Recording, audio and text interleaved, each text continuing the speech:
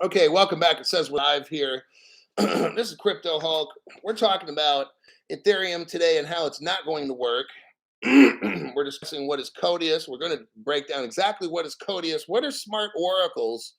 I've kind of gave the definition for that already in the first part of this, which is called the open show. Now we're going to get into the second half.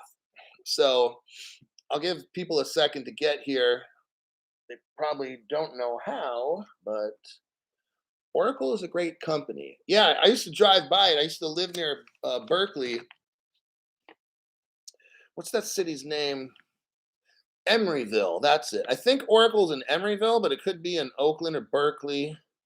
But I'd see it along the freeway all the time. And Oracle, yes. Oracle is Cabal.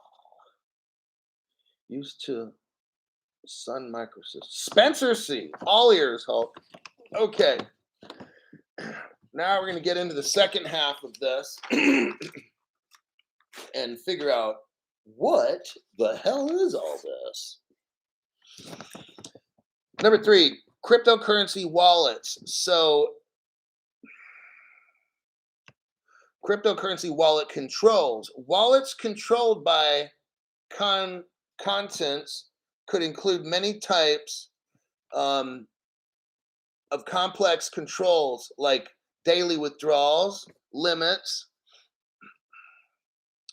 and stuff. So granting and revoking access. In the future, smart oracles and stuff can control wallets to where you could set up a wallet somewhere and then determine like how often a person can get in that wallet. Let's say you're an employer and you've got employees. You could issue each employee a wallet, and let's say you want them to only spend so much per day for gas, for supplies, or whatever. You know, let's say you don't want to check on your employees every single day. You could have a smart oracle control a wallet and utilize a smart contract to make sure that employee can only pull out $150 a day. Maybe you get a certain amount for gas, supplies, or whatever. And maybe you can put $3,000 in that account or whatever for the whole month, but you're going to make sure they're not going to blow it all in the first week and be calling you, oh, hey, I need more money in that wallet. Now, it can also work like this. Our government will be issuing people wallets, almost positive of that. And our government, see, everything that's good always ends up going bad. So I foresee a day, I think you guys all do too, where the government issues us our wallets and then they put a certain amount of money in that wallet and they only let us pull out a certain amount maximum per day. So that if you're on welfare or whatever and you get $1,700, then they'll break up that wallet, 1,700 divided by 30, and that's your daily allowance for that wallet, okay? Even though it's your money, they're going to tell you how to spend it. So even as I read through this, the use cases for smart oracles, I'm going to give you my views because I know how this stuff, I think you guys know how it goes down too.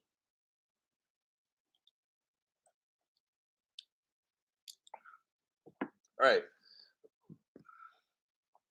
Daily withdrawal limits, granting, revoking access. Oh, so if you have a certain social media site called Crypto Hulk, I know in the future they're going to revoke access to my wallet. Already know, okay? For specific entities, this would enable subscription and conditional payments. Oh, so now there's going to be conditional payments. Are you reading my mind, Hulk? AJ, we're on the same level there, buddy. So they start talking here about conditional payments. Oh, well, this is your monthly welfare money, Crypto Hulk. And you will have conditional payments, meaning you will not shop at these certain stores, like the Donald Trump store. I want to buy a hat and some merch. I want to buy Trump merch, right? Well, that just violated my conditional payment in my smart contract. So the smart oracle is going to shut down my bank wallet for approximately 2 weeks as a punishment. That's how this is going, everybody. Just letting you know. I'm not being pessimistic, I'm being realistic, and you all know this. It says here, it would also allow granular controls over the wallet without disclosing private keys. So maybe you'd have access to this wallet. Maybe you don't even know your private keys, right? So you can't go take the money. Like you have limited control, even though it's your wallet, but it's not. It's in your name, but you don't know the keys. But it's got conditional payments. So if you buy a hat from the Trump store, they're going to shut you down for 2 weeks. Just letting you know how I see things. Next, auctions. I already got into auctions. So that's how that's going to kind of work. Next, derivatives. Can you say all the money? Now we're starting to get real. I need to take a sip of water. Hold on. Okay. Now we get in to the big, big money, where we're talking $10,000 XRP, 50,000, 100,000. Derivatives, all the money. Smart contracts that monitor the performance of digital or non-digital assets. Non-digital assets too can also be used for futures. You know how they have futures, forwards, swaps, options, all these in like stock bond trading kind of talk. All right. I put, oh wow, all that stock market stuff. Then we got here the next one, debt and equity. Other securities based on payments and rights that are carried out according to predefined rules can also be written as smart contracts. So now we're talking about all the investment worlds. You got it? You can put out a smart contract that will have a smart oracle enforce it. You could be like, I want to buy certain options on this stock and that, and if it hits this price, then sell to buy that. I mean, it's pretty much going to put stockbrokers out of business too. You see how this technology, I mean, it's great. And if you know about it like us and you're ahead of it, you're going to be rich. If you don't, you're going to be one of these people that the smart oracle puts out of business, okay? So it's all good to have a smart contract, but you need the smart oracle to make it happen. You got it? So, hey, it's all great to have Ethereum. It's great. Love it. Love the concept or whatever, smart contracts. Da-da-da. If you don't have smart oracles, that shit ain't going to work. That's why Ethereum proof of work does not work, okay? Now, smart property. Let's think of smart property. A car, this is the example they use in the tech paper. A car that knows who its owner is based on transferable NFT. So now we start getting into NFTs with smart contracts, blockchain. See how all this is starting to come together? You could buy, okay, how about this? There could be a house. I could be in the United States. Imagine a world, but imagine a world where I could be sitting in California. I go on a computer. I buy an NFT of a smart home. I'm sure you've heard of smart homes where there's a computer that runs the whole house, controls the temperature, fire alarms, alerts the police, has video recordings, on and on. Smart homes, okay? It senses if you walk into a room, the lights come on, blah, blah, blah, okay? Imagine a home where you buy it through an NFT, and within there, there's all kinds of smart contracts and smart oracles to make it happen.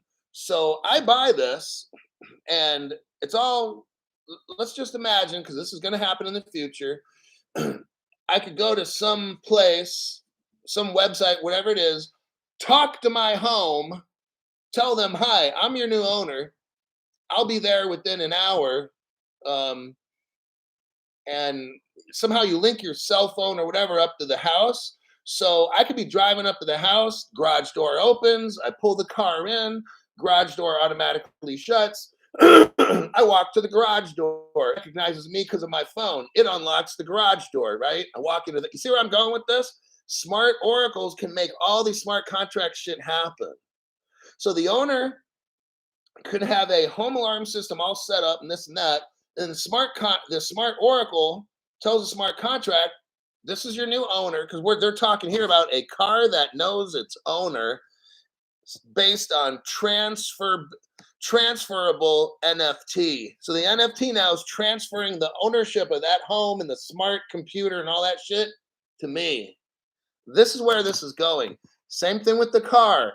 In the future, we have self-driving cars. At least that's what they're working on. So I could go buy this car, use the NFT. It'll transfer the shit to me. I could program the car to come pick me up. I'm off work at 5 o'clock.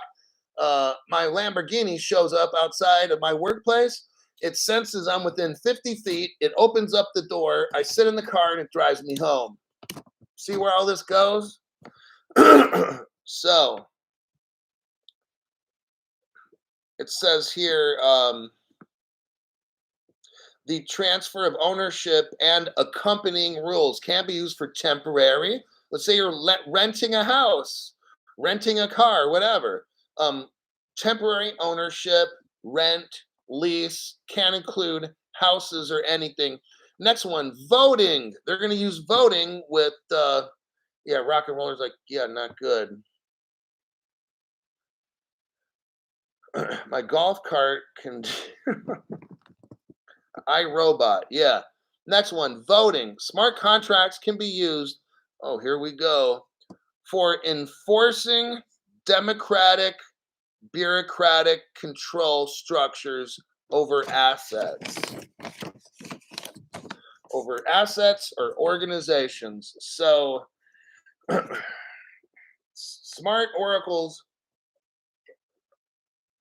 we're going to use in voting, and you can eliminate all the people that take care of the voting elections all around the world. Their jobs are going bye-bye. Got it?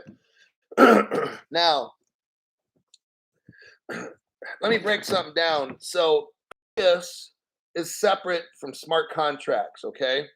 The Codius implementation is one thing, and then you have smart oracles is another. The Codius implementation is one thing, and it uses a smart oracle to get its job done. So what Codius would be is the Google and the company Native Code. They come together and form Google Native Code. That's what the Codius implementation is, and that uses smart oracles to then tell the smart contract what to do. You got it? It's kind of like that. I'm not an expert. I know I've got issues with tech, but that's basically kind of what is going on here. So now I'm in the conclusion phase. Arizona recount was done on the voting blockchain. Dogecoin will be used in the market. I want my smart oracle robot. Conclusion. Smart oracles contain the idea of an oracle which provides information about the real world. So again, you have a smart contract and it's got conditions and things that need to happen. It needs information from the outside world, like a boss telling them, get this shit done, okay? So the smart contract kind of sits there like Ethereum. It doesn't do anything. And then it's waiting for the smart oracle to come in from the outside and get it to do what it's got to do.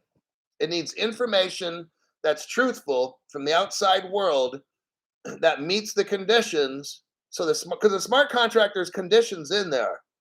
So the smart oracle has to come in and say, these conditions are met, smart contract, do your job.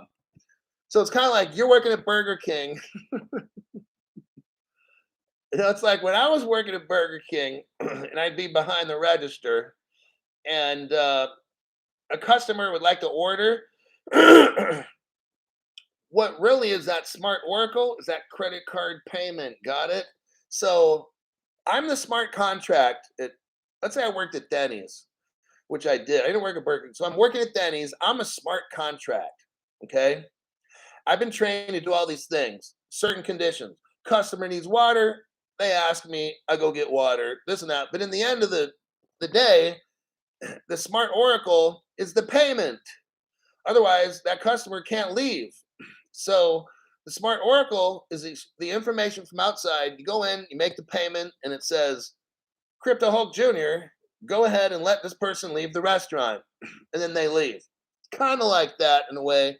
Not quite, but that's kind of like a little example I'm using. So all this is done with a sandbox code. A sandbox code is a very trusted code that everybody can agree on.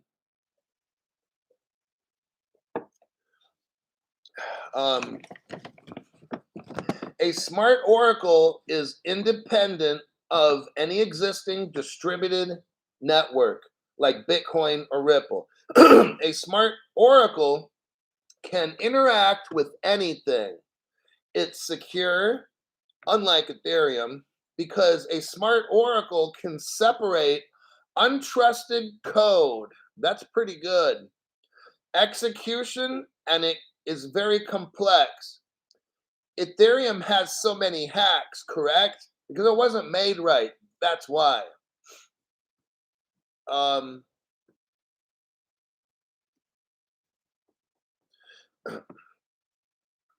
The Codius, here we go.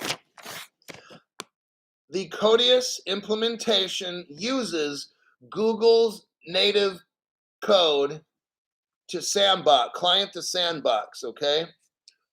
Hold on, we got Tut XRP dropping smart cookies in the smart jar. Oh, somebody's been listening, trying to figure this out, just like me. Thanks for that. Let me try to restart this because this is techie and I've already forgot what I was saying. The Codius implementation uses Google native client to sandbox untrusted code, okay, which enables developers to write contracts in any programming language. The Codius implementation uses deterministic compilation. It uses hashes and signed keys to securely identify contracts and modules. Hoo-wee. Codius and smart oracles in general open up new possibilities for developers. Now, who made the Codius implementation along with smart contracts? You have Evan Schwartz and I'm going to say his brother David Schwartz from Ripple, and you have Stefan Thomas. He's the guy where Vitalik Buterin stayed at his place for a few weeks. Now check this out. There was some people. Now here's the real mystery of all this, okay? When Ripple so Ripple owns this Codius implementation and the smart oracles. That's what is going to make the XRP ledger work. So if you think of this, you got Ethereum, which is a smart contract, okay? You know why it's not going to work? Because they don't have the Codius implementation and they don't have smart contracts. That's what they need to make it work, okay? Ripple owns, this is why this project, you don't hear of Codius and you don't ever hear this on any of the YouTube stuff, okay? I'm bringing you stuff you never hear. You never hear of the Codius implementation using smart contracts to enable the XRP ledger to move all the money in the world. That's the missing part. So there's this guy, I think I talked about him yesterday. He's like some developer and he's saying, here's how fucking stupid this guy is. I don't care what he's got a degree from or whatever. Crypto Hulk knows, okay? So this fool's like, it's going to take years for Ripple to come up with smart contracts. I'm just like, oh my God, this guy's so fucking stupid. He's not even read the Codius white papers. He's some fucking stupid computer guy or whatever, all right? Ripple doesn't have smart contracts? No, because you know why, you fucking dummy? Because they got the Codius implementation and smart oracles that tell the smart contracts what to do. How about that? Whew, feels great being on the winning side, okay?